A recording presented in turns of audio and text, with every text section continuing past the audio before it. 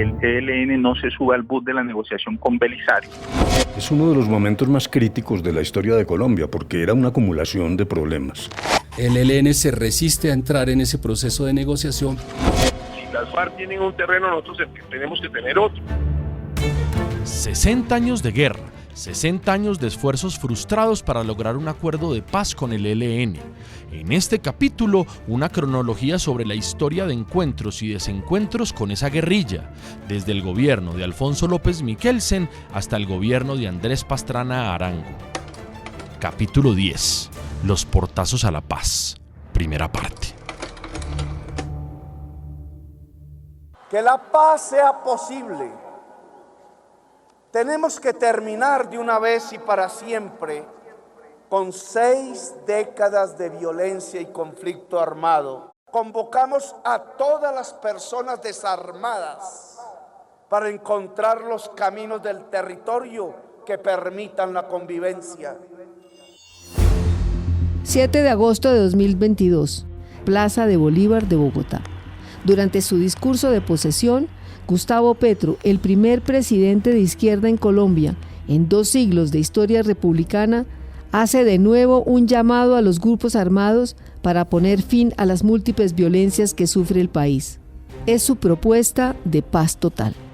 Pero convocamos también a todos los armados a dejar las armas en las nebulosas del pasado, a aceptar beneficios jurídicos a cambio de la paz, a cambio de la no repetición definitiva de la violencia. Por su tono, sus palabras y su pasado como guerrillero del M-19, así como también por el hecho cierto de haber sido un sobreviviente del exterminio de tantos firmantes de otros procesos de paz en la guerra sucia que tuvo lugar en los años 80 y 90, su propuesta de paz fue otra vez aplaudida en los territorios históricamente más golpeados por el conflicto. Las conversaciones con el ELN están rotas desde el 17 de enero de 2019 como consecuencia de un carrobomba detonado en las instalaciones de la Escuela de Cadetes General Santander en Bogotá, que le cuesta la vida a 22 jóvenes y deja 100 personas heridas. Noticias Caracol. 10 de la mañana, 18 minutos. Mucha atención. Esta es una información de última hora. Se acaba de producir un atentado al interior de la Escuela General Santander, aquí en la ciudad de Bogotá, que según las autoridades deja 5 muertos y al menos 10 heridos. El gobierno Petro se embarca en un nuevo intento por la paz. Pero para comprender la historia de fracturas en los acercamientos con el ELN, conviene echar para atrás. En 1975, durante la presidencia de Alfonso López Miquelsen, se frustra el primer intento de entrar en contacto con el ELN, entonces prácticamente desmantelado tras la derrota en Anorí, Antioquia, tal como lo contamos en el episodio 4 de este podcast. El exministro y exalcalde de Bogotá, Jaime Castro, entonces consejero jurídico de la presidencia de López Miquelsen, revela pormenores de esos primeros acercamientos. Quien estableció el contacto con el ELN fue Álvaro Escayón Villa, que en ese momento se desempeñaba como gobernador de Bolívar, y en una visita al sur del departamento, en un municipio que se llama San Pablo, estableció contacto con el ELN y luego habló con el presidente de la República. Nosotros volamos Bogotá-Barranca. En Barranca había un helicóptero de las fuerzas militares que nos transportaba al interior de una selva tupida, una selva muy difícil de atravesar. Me interné, pero nunca apareció el ELN. Es decir, la operación desde ese punto de vista fue un fracaso. Jaime Castro dice que ese intento de diálogo saca a flote unas diferencias muy fuertes que había entre el ministro de Defensa, Abraham Barón Valencia, y el comandante del ejército, general Álvaro Valencia Tovar. Este último había cobrado notoriedad pública 9 años atrás, en 1966, cuando tropas bajo su mando en Santander reportaron la muerte del sacerdote Camilo Torres durante su primer combate.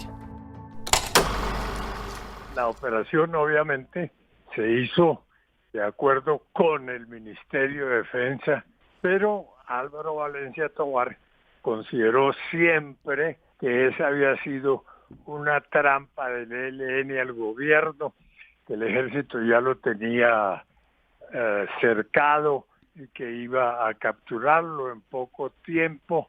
Aquí estamos hablando de una operación que, de haber sido exitosa, hubiese logrado la vinculación a la vida civil de 120 efectivos del ELN. El 7 de agosto de 1982, Belisario Betancur asume la presidencia y esto dice en su discurso de posesión. Colombianos, levanto ante el pueblo entero de Colombia una alta bandera blanca de paz. La levanto ante los oprimidos, la levanto ante los perseguidos, la levanto ante los alzados en armas, levanto la blanca bandera de la paz ante mis compatriotas de todos los partidos y de los sin partidos.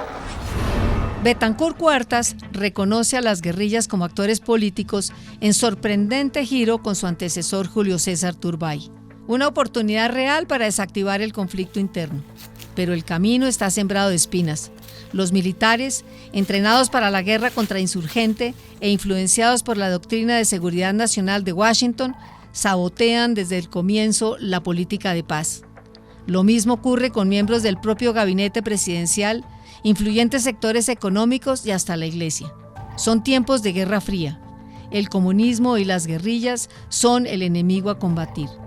Pero obstinado, el presidente insiste en buscar una solución política y en noviembre de 1982 sanciona una ley de amnistía que permite que 1.384 guerrilleros salgan de las cárceles. De ellos, 112 del ELN. El presidente Betancur dice entonces: la Colombia de la guerra y la de la paz es una patria en avance precisamente porque se ha ido acomodando, no siempre en la medida necesaria, a las nuevas circunstancias. Y esta es la Colombia con la que estamos trabajando. Aunque varias guerrillas recogen el guante de la paz, el ELN lo rechaza. ¿Por qué? Hay varias respuestas a la mano. Carlos Arturo Velandia, excomandante del ELN y conocido dentro de esa organización como Felipe Torres, advierte lo siguiente. En la tregua están FARC, M-19 y EPL. El ELN incluso considera que ellos están traicionando la revolución y saca una declaración, ¿sí?, diciendo: ustedes son traidores, le están faltando los anhelos del pueblo. En momentos en que el gobierno está en crisis, hay que empujar la revolución. Y el ELN alza vuelo un poco de la mano de una fortuna que se encontró, el petróleo. Y con el petróleo, ¿sí?, el oleoducto Caño-Limón-Coveñas, que estaba construyendo la Mannesmann, que en cierta forma irrigó, ¿sí?, de dólares a una guerrilla muy modesta, muy pobre que estaban haciendo, pero que le permitió al ELN multiplicarse por 10. Desde la academia, la voz autorizada de Luis Fernando Trejos, profesor de la Universidad del Norte y estudioso del conflicto interno, explica el rechazo del ELN a la propuesta de paz de Belisario Betancur. El ELN no se sube al bus de la negociación con Belisario, porque la verdad es que la guerrilla estaba muy fragmentada y atomizada, no tenía una unidad que le posibilitara entrar a esa negociación y además llegaban muy derrotados en todo sentido, militar y políticamente. Al tiempo que el gobierno promueve la paz con las guerrillas, el Cartel de Medellín de Pablo Escobar Gaviria desata una oleada terrorista para impedir la extradición a los Estados Unidos. El asesinato del ministro de Justicia, Rodrigo Lara Bonilla, el 30 de abril de 1984, es el primer aviso de su cruzada homicida. Camilo Echandía, investigador y profesor de la Universidad Externado de Colombia, dice que un mes antes de ese magnicidio se había firmado un cese al fuego con las FARC que el ELN aprovecha para ampliar sus corredores de movilidad y presencia. El ELN se resiste a entrar en ese proceso de negociación, pero se beneficia altamente del cese al fuego que Belisario pactó con las FARC, en la medida en que fue un cese al fuego con mecanismos de verificación muy débiles. Por otra parte, no hubo la concentración geográfica de los frentes de las FARC y el ELN coincidía en muchas de las regiones donde había cese al fuego con las FARC, por lo tanto ahí pudo aumentar su presencia, aumentar el reclutamiento, aumentar las fuentes de financiamiento, en fin. En medio de todas las violencias y un grave deterioro social, el 6 de noviembre de 1985, el M-19 se toma el Palacio de Justicia con un saldo trágico de 100 de muertos, entre ellos la mayoría de los magistrados de la Corte Suprema de Justicia.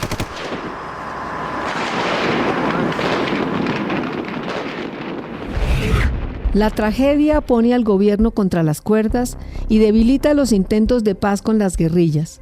Pero el presidente no cede, al tiempo que cobra forma la guerra sucia contra la Unión Patriótica, el partido que nace de los acuerdos con las FARC.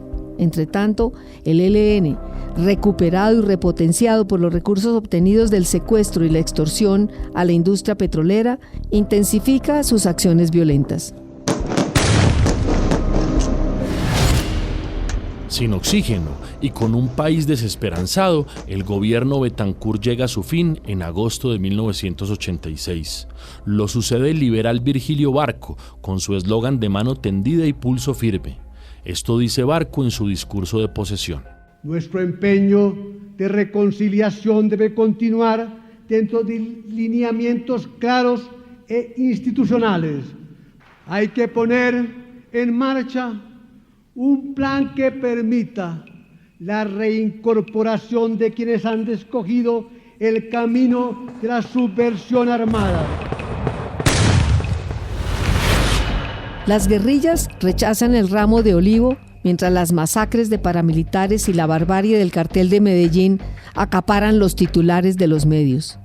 Salvo por los avances con el M-19, lo demás es solo violencia sin tregua. En un gobierno accidentado, solo hasta septiembre de 1989 vuelve el país a hablar de reconciliación, cuando el presidente Barco lanza su iniciativa para la paz. A contracorriente de esa propuesta presidencial, el ELN considera que el país vive entonces un periodo prerrevolucionario, dice Carlos Arturo Velandia, miembro de la Dirección Nacional del ELN y hoy promotor de paz. El ELN tiene un músculo económico que le permite crecer, fundar frentes, tener armas, llega a tener más armas que las que tienen las FARC, apoya otros proyectos guerrilleros de otras organizaciones. Es decir, en cierta forma tiene una actitud boyante, es el revolucionario rico. Mientras que las FARC venían de un proceso de tregua y tenían muy poco músculo militar, el ELN tenía un músculo militar y un volcamiento hacia la opinión, y creía el ELN que podía, incluso si apretamos, si nos unimos, podemos tomarnos el poder. Y por eso incluso habíamos conceptuado que estamos en un periodo prerrevolucionario.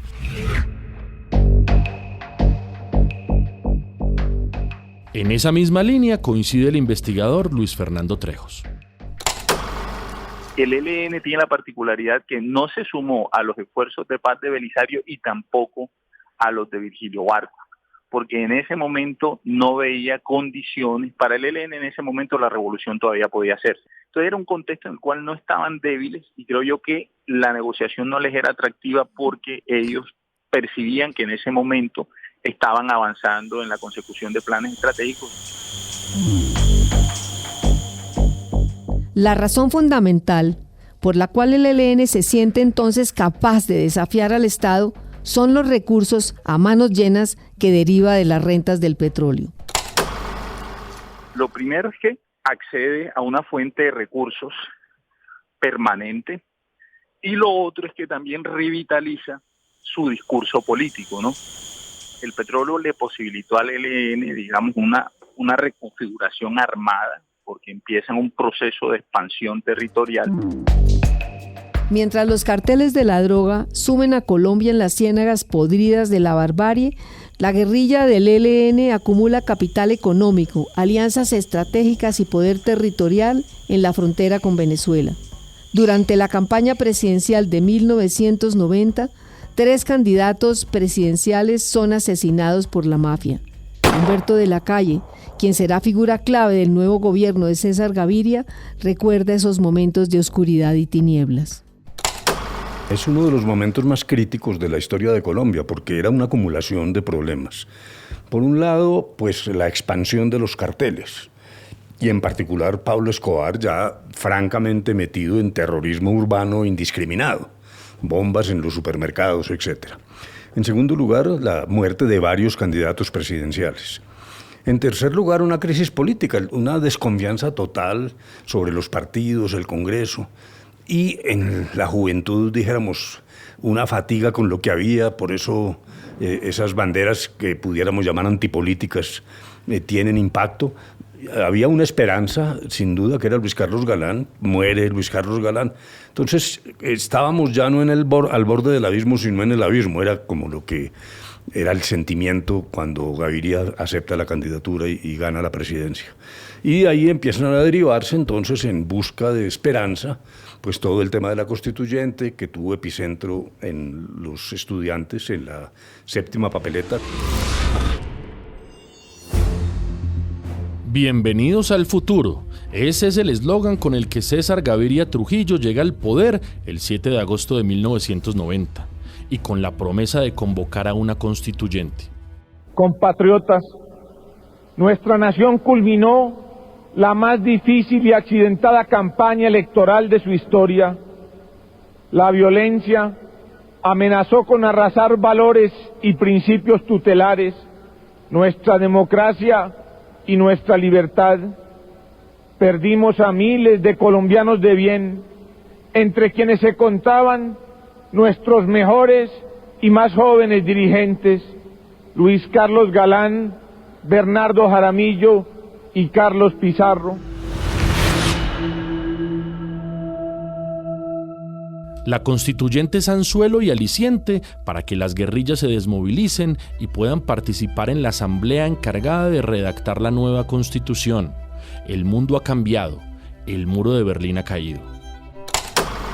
La constituyente terminó siendo una especie de invocación de un pacto de paz, pero realmente no nació así.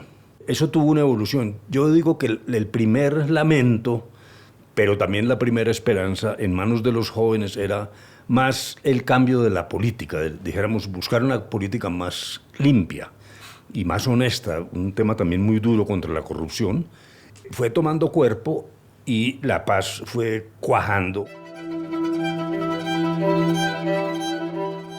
Para el ELN la realidad era otra, sostiene el excomandante guerrillero Carlos Arturo Velandia.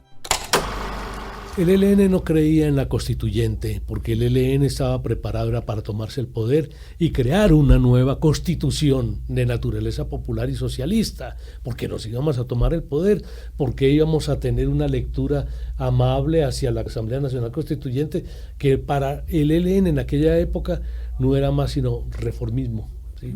Algo así como un lavado de cara de las élites para seguir detentando el poder las mismas élites. El 5 de febrero de 1991 se instala la constituyente.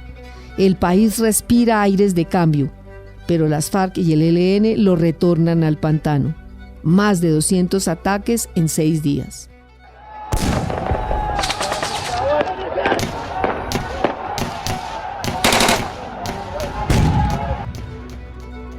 No obstante, las puertas del diálogo se reabren en junio de 1991. El presidente de Venezuela, Carlos Andrés Pérez, ofrece Caracas como sede para instalar unas conversaciones formales con las FARC y el ELN. Es la primera vez que una negociación de paz se adelanta en el exterior y la primera vez que el ELN se muestra dispuesto a sentarse con el gobierno. Jesús Antonio Bejarano encabeza el equipo negociador. Lo acompañan, entre otros, el politólogo Carlos Eduardo Jaramillo. Cuando llegamos a Caracas ya se habían desmovilizado pues, el M-19, y el Quintín Lame, el EPL, el PRT. Y al ver que esa negociación había funcionado eficientemente, pues intentemos, seguramente dijeron, y volvimos a retomar la negociación con ellos. Eso empezó, como todas las negociaciones, a crear una guía por dónde vamos a empezar las negociaciones, y nosotros, contrariando lo que mucha gente pensaba, dijimos, arranquemos por el cese del fuego. La guerrilla no quería hacer cese del fuego, ¿cierto? Entonces no tiene ninguna lógica que usted se reúna aquí a negociar con la guerrilla y la guerrilla está haciendo atentados en la otra esquina.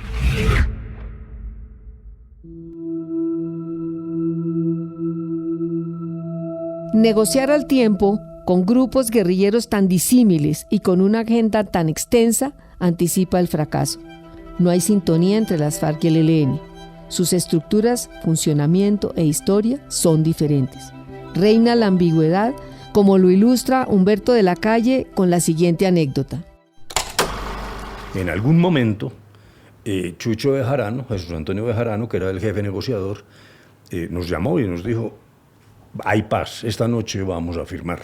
Por lo menos paz en el sentido del cese de fuego, etc. El equipo era pequeño, nos recogieron en un vehículo, nos cambiaron varias veces en Caracas de vehículo, hasta llegar a un apartamento y empezamos a hablar de las circunstancias, de Colombia y de banalidades, y pasaba el tiempo. Entonces nosotros siempre a la expectativa de, bueno, ¿qué es lo que vamos a arreglar aquí?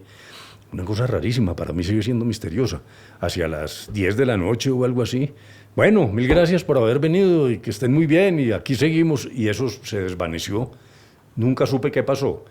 Oyendo tus preguntas, pudiera ser que los temas internos impidieron realmente tomar alguna decisión esa noche, pero la información que tenía Jesús Antonio Bejarano era que iba a haber decisiones importantes. Las decisiones importantes no llegan. Entonces el ELN y las FARC negocian conjuntamente. Las distancias con el gobierno son insalvables, señala el investigador Camilo Echandía. En 1987 se conforma la coordinadora guerrillera Simón Bolívar, que incluye al ELN. Los negociadores del gobierno Gaviria claramente manifestaron que esa supuesta unidad guerrillera no existía en la práctica. Ninguna de las organizaciones estaba dispuesta a renunciar a su territorialidad, a las fuentes de recurso o a sus convicciones y objetivos políticos. Por lo tanto, Chucho Bejarano, que fue el jefe del equipo negociador del gobierno, se encontró con 3 agendas totalmente distintas y todas muy difíciles de poder tramitar. Para rematar, el 30 de septiembre de 1991, un atentado en el Cauca contra una caravana en la que va el presidente del Congreso, Aurelio Iragorri, obliga al gobierno a levantarse de la mesa. Jesús Antonio Bejarano renuncia como jefe negociador. Lo reemplaza Horacio Serpa, el curtido dirigente liberal que ha sido ministro de Gobierno, procurador general y copresidente de la Constituyente. El ambiente político es de oposición a seguir dialogando con las guerrillas, pero el gobierno reanuda las conversaciones. En febrero de 1992, sin embargo, un intento de golpe contra el presidente Carlos Andrés Pérez, liderado por el entonces coronel Hugo Chávez Frías, hace inviable continuar las negociaciones en Venezuela. La mesa se traslada entonces a Tlaxcala, México, pero en Colombia el ELN arrecia los atentados contra la infraestructura eléctrica y petrolera. El secuestro y posterior muerte en cautiverio el 14 de marzo de 1992 del exministro de Obras Públicas, Argelino Durán Quintero, perpetrado por el Ejército Popular de Liberación EPL, termina por enterrar esas conversaciones ya moribundas. La población civil paga los platos rotos. El ELN es responsable del 19% de las acciones bélicas, la mayoría violaciones del derecho internacional humanitario. En el seno del Comando Central se agudizan las viejas pugnas internas entre el ala militarista en detrimento de la acción política. León Valencia, excomandante del ELN, recuerda que en 1989, en un congreso de esa guerrilla, propone avanzar en un proceso de negociación como lo estaba haciendo el M-19, pero es derrotado. Y nos demoramos 2 años más discutiendo internamente al interior del ELN, hasta que un día nos llamó el cura Pérez y pues nos dijo, oiga, esto no puede tener un buen final. Es mejor que ustedes se vayan, somos 2 proyectos políticos muy distintos, y nos expulsaron del ELN y formamos la Corriente de Renovación Socialista en agosto de 1991. Esa disidencia del ELN, la Corriente de Renovación Socialista, en los estertores del gobierno Gaviria, firma un acuerdo de desmovilización el 9 de abril de 1994. 750 combatientes entregan las armas en la Plaza de Flor del Monte, en Oveja Sucre, en acto que conmemora el aniversario 46 del crimen del caudillo liberal Jorge Eliezer Gaitán. 2 meses después, el 19 de junio de 1994, el candidato liberal Ernesto Samper Pizano gana las elecciones presidenciales en segunda vuelta frente al conservador Andrés Pastrana Arango por apenas 156,000 votos. El ELN y las FARC emprenden otra ofensiva militar para mostrarle los dientes al nuevo jefe de Estado. Samper Pizano insiste en la necesidad de buscar caminos de reconciliación. Como todos mis antecesores en la presidencia, también yo tengo el sueño de poder avanzar durante mi gobierno en la búsqueda definitiva de la paz para Colombia. Y esta tarea, por esquiva que parezca, no puede ni podrá dejar de ser un propósito nacional. No obstante, la legitimidad del presidente ya había sido gravemente herida por cuenta de la financiación de su campaña por el cartel de Cali. Es la génesis del expediente judicial más sonado de la historia del país, el proceso 8000. Un proceso que marcará los 4 tortuosos años de la administración Samper. La realidad es que necesitan 5.000 millones, de los cuales tienen conseguido 2. Necesitan 3, ¿viste? Eso los hay. Sí, eso está definido. Ha quedado comprobado que el doctor Ernesto Samper Pizano le debe su presidencia a los dineros del narcotráfico. Ante esta situación, es necesario buscar inmediatamente una transición democrática, libre de personalismos y plena de grandeza histórica. En medio de la tempestad política, el ELN pide pista para reabrir las conversaciones de paz y retomar la agenda de Tlaxcala. Mientras los ejércitos del paramilitarismo van cobrando forma, los secuestros extorsivos del ELN aterrorizan a la población. No es una práctica nueva, es parte del menú violento de esa guerrilla desde los años 70, dice el catedrático de la Universidad Nacional, Alejo Vargas. Uno podría encontrar ya en los años 70 casos de secuestros de finqueros en toda esa zona del Opón y el Carare, que el ELN empieza a ejecutar. Lo que pasa es que inicialmente van a ser secuestros que no tienen grandes impactos políticos, que fue algo parecido a lo que también se dio con las FARC, y que eso es una característica de las guerrillas colombianas, que es lo que va a explicar eso que uno podría llamar una temprana criminalización, pero al mismo tiempo la posibilidad que va a tener esta guerrilla frente a otras, por ejemplo las de Centroamérica, de autonomizarse de los apoyos cubanos o rusos, porque aquí ellos van a tener unas fuentes de recursos propias que no les va a necesitar depender de lo que les den allá del exterior. Sobre el secuestro y la degradación que ese delito implica, León Valencia rememora las discusiones en el seno del Comando Central, COSE. Empezamos a hablar de la humanización de la guerra, que tenía un punto clave, que era el secuestro. Entonces, en el seno del ELN dijo, bueno, a algunos de nosotros, en el caso del COSE, yo decía, pues no es posible discutir un acuerdo sincero y claro, sin abandonar el secuestro, como parte, digamos, de ese proceso de humanización. En mayo de 1995, el gobierno Samper anuncia diálogos formales con el ELN. Los detalles en la voz del historiador y politólogo Daniel García Peña, entonces a cargo de los contactos con el ELN. Los contactos se inician precisamente aceptando la designación que hizo el ELN de Francisco Galán y posteriormente de Felipe Torres. Como voceros ambos estaban detenidos y lo primero que hizo el gobierno fue facilitar la posibilidad, primero de reunirlos a los dos juntos, de tener la posibilidad de que ellos también tuvieran contactos con sus comandantes mediante comunicación radial, y en segundo lugar se empezó a abordar un tema que va a ser, digamos, el eje de toda la discusión durante los 4 años realmente con el ELN, que fue el derecho internacional humanitario. En medio de las discusiones, el gobierno tiene que capotear la molestia de un sector de los militares con el proceso, en particular el que encabeza el comandante del ejército, general Harold Bedoya, quien se opone a facilitarles radios a los negociadores del ELN para sus comunicaciones. Y entonces siempre hubo tensiones con los militares, aunque en una conversación recuerdo que se le decía al general Bedoya, pues mire, ustedes saben, esos radios los pueden ustedes interceptar y monitorear, y si ellos utilizan esos radios por algo distinto de buscar la paz, pues obviamente pues se cortan y efectivamente nunca sucedió. En esa época, según confiesa el propio Nicolás Rodríguez alias Gavino, máximo jefe del grupo armado, la expansión de la organización ha sido muy considerable. Si en 1977 apenas tenían 30 hombres, han crecido desde entonces y ya tienen cerca de 7.000 hombres en armas, distribuidos en zonas neurálgicas del país y con una base social organizada, que es perseguida a muerte por las bandas paramilitares.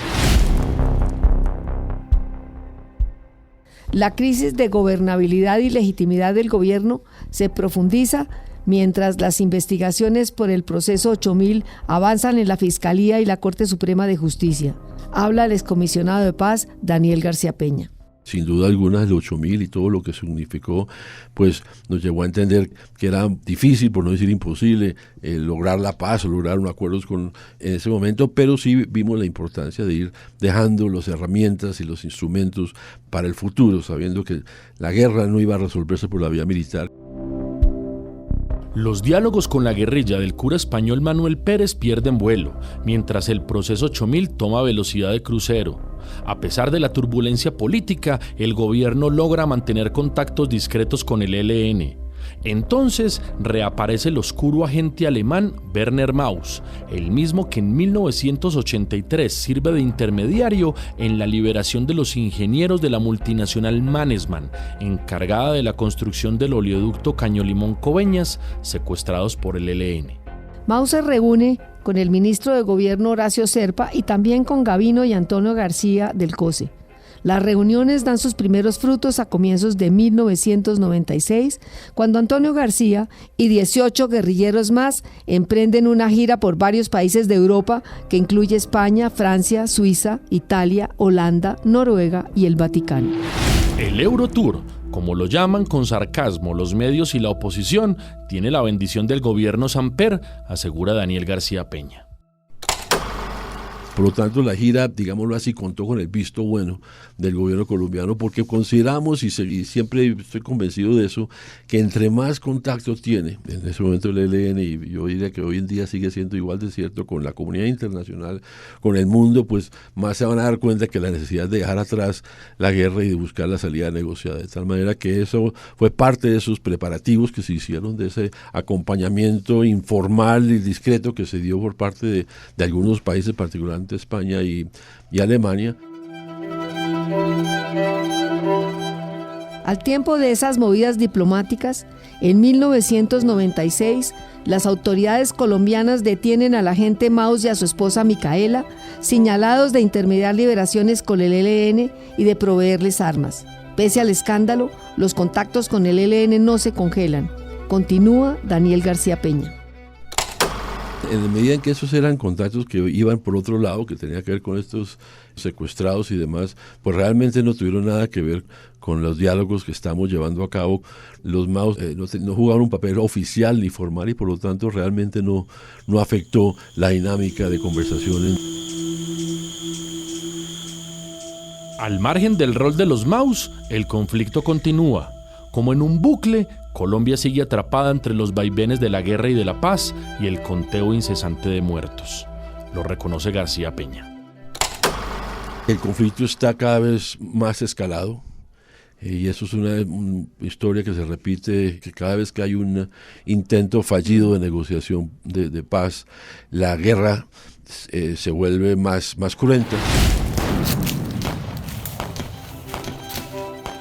El accidentado gobierno Samper está en su recta final.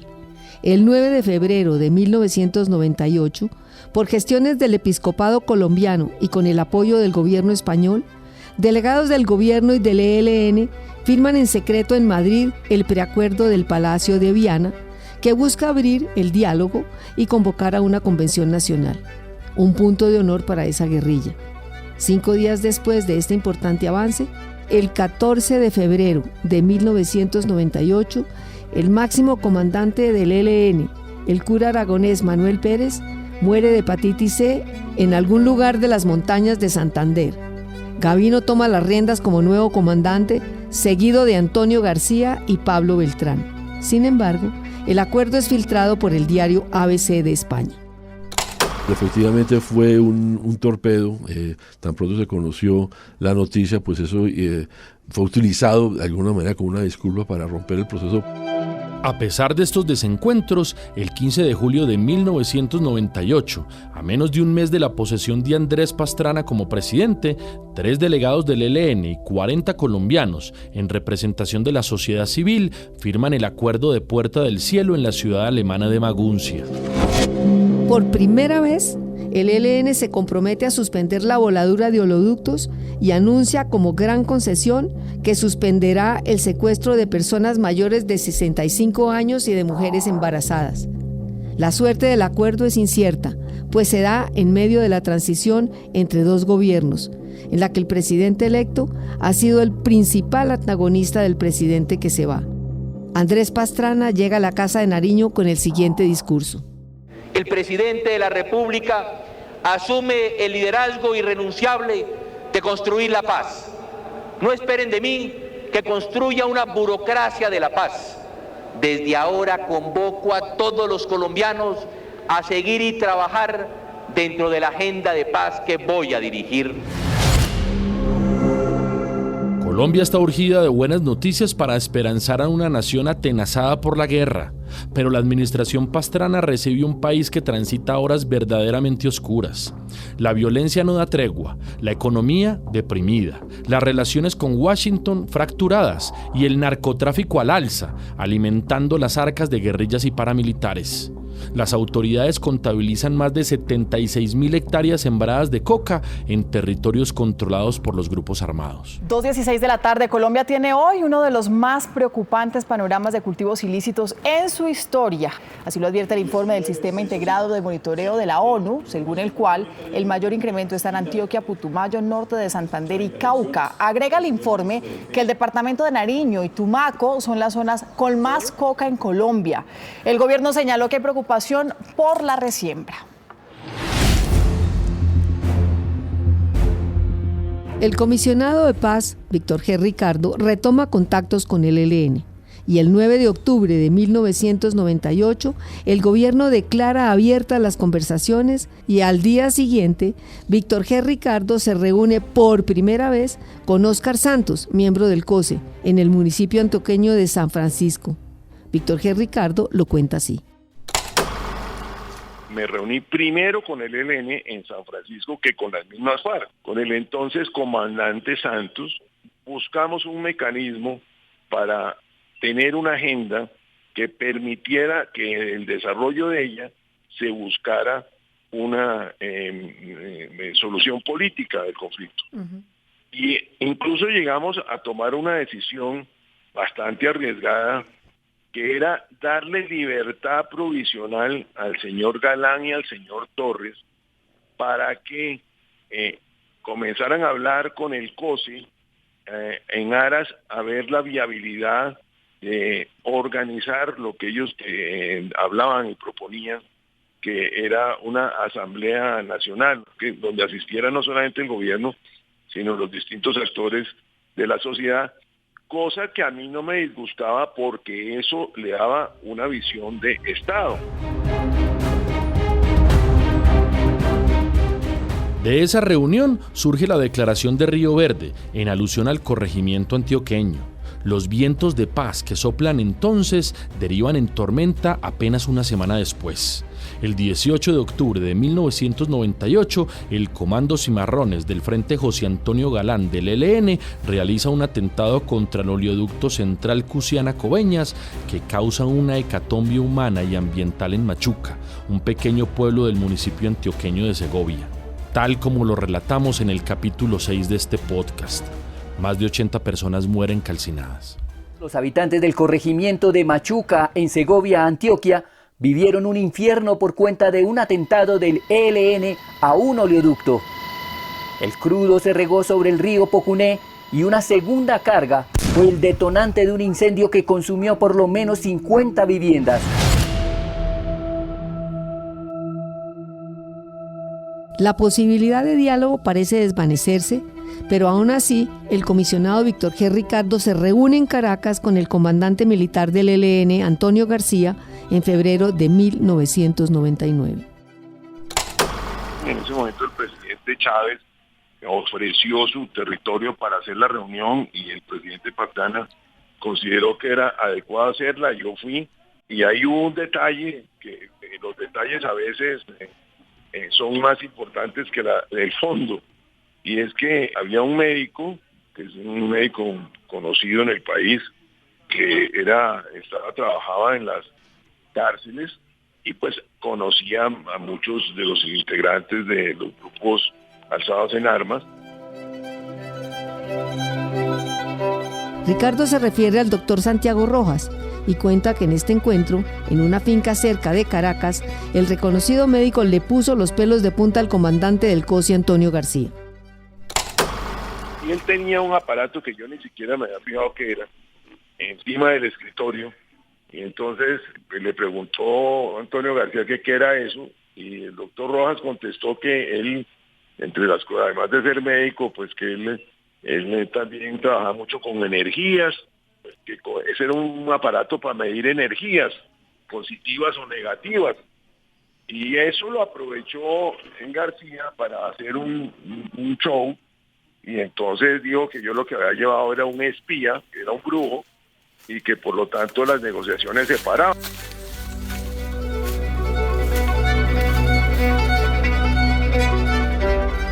Más allá de la anécdota, varios medios publican entonces que el ELN, a imagen y semejanza de las FARC, pide la desmilitarización de 5 municipios del sur de Bolívar para llevar a cabo las negociaciones de paz. Víctor G. Ricardo desmiente esa versión. Nunca se llegó a hablar del despeje de Bolívar. Comenzaron ellos a plantearlo y a crear ese ambiente. Había como cierta pretensión a que si las FARC tienen un terreno, nosotros tenemos que tener otro. Y el gobierno no estaba en ese juego. Gavino califica como un fracaso el encuentro de Caracas. La paz con el ELN se llena otra vez de nubarrones. Hecho trizas lo logrado, el ELN emprende una serie de secuestros masivos para presionar al gobierno. El ejército confirmó que el ELN es el autor del secuestro de los ocupantes del avión de Avianca. Completan la lista de pasajeros. Gloria Amaya. El ELN aplazó la liberación del vocero de los secuestrados del avión de Avianca hasta que su hija vaya a recibir. La liberación de los 5 ancianos y el bebé se convirtió en la esperanza para todos los familiares de los secuestrados. Están saliendo en estos momentos hacia Bucaramanga después de 20... El pedido que le hacemos es que posibiliten la manera de que los secuestrados sean entregados sanos y salvos. Esta tarde regresó a Bucaramanga y a la libertad Germán Alfonso Villarreal, el vocero de los secuestrados del avión de Avianca retenido por el ELN. Un nuevo portazo a la paz y el obvio rechazo nacional e internacional por la violación flagrante del derecho internacional humanitario. Víctor G. Ricardo, desgastado y amenazado por las autodefensas, renuncia a su cargo. Camilo Gómez, secretario privado del presidente Andrés Pastrana, asume como nuevo comisionado de paz. Recibí unas negociaciones que era necesario reactivarlas, venían episodios muy complicados como el secuestro del avión. Se logra una primera reactivación y un encuentro que se hace en Suiza, e incluso llevamos a Suiza, como una cosa bastante curiosa, a los dos dirigentes del ELN que estaban presos, que son Torres y Galán. Salen de la cárcel de Itagüí, los llevamos desde luego no con pocos temores de que no regresaran a la cárcel, pero al final del encuentro que se hace en Suiza, pues ellos regresan a la cárcel. En general, la negociación con el ELN estuvo siempre marcada por unos subes y bajas. Entre avances y retrocesos, las partes acuerdan crear una zona de encuentro en 3 municipios del sur de Bolívar, pero las autodefensas de Carlos Castaño frustran esa posibilidad. El ELN congela las conversaciones y solo hasta finales de 2001 se retoman los diálogos en La Habana, avalados por el propio Fidel Castro. Hay un intento de negociaciones con el ELN de un cese de fuego que avanzan bastante. Incluso se tiene un documento firmado y de manera anecdótica hay que mencionar que el documento estuvo avalado por el propio Fidel Castro, y delante de Fidel Castro, los que estaban en ese momento, que eran Pablo Beltrán, quien encabezaba la delegación, y Óscar Santos, que creo que ya murió, toman la decisión de no firmarlo porque no había una autorización de algún miembro del COSE. Es decir, delante de Fidel Castro, el ELN se corre de firmar los acuerdos que podrían poner más en firme el proceso. A los líos para avanzar en terreno firme con el ELN se suma el naufragio del proceso de paz con las FARC, que el gobierno Pastrana rompe tras el secuestro de un avión de Aires, el 20 de febrero de 2002, en el que viaja el senador Jorge Eduardo Hechem Turbay. Al día siguiente de la ruptura con las FARC, hubo una primera conversación telefónica entre Gavino y el presidente Pastrana para acordar seguir avanzando. Se retoman las negociaciones con el ELN en La Habana, incluso se avanza con algo que se intentaba desde tiempo atrás, que era realizar algún contacto con los norteamericanos, contacto que no se llevó a cabo precisamente porque el ELN, como ha sido su costumbre, no toma las decisiones y no quiso avanzar más en lo que el gobierno estaba planteándole. Por lo tanto, yo mismo tomé la decisión de no adelantar la reunión con los norteamericanos. Durante la administración Pastrana, las conversaciones con el ELN registran la más intensa y compleja combinación de acuerdos y desacuerdos. El camino hacia la paz con la insurgencia subía 2 escalones, pero bajaba 3. El jefe guerrillero del ELN, Antonio García, que siempre mira la paja en el ojo ajeno y no la viga en el propio, responsabiliza al gobierno por la falta de resultados.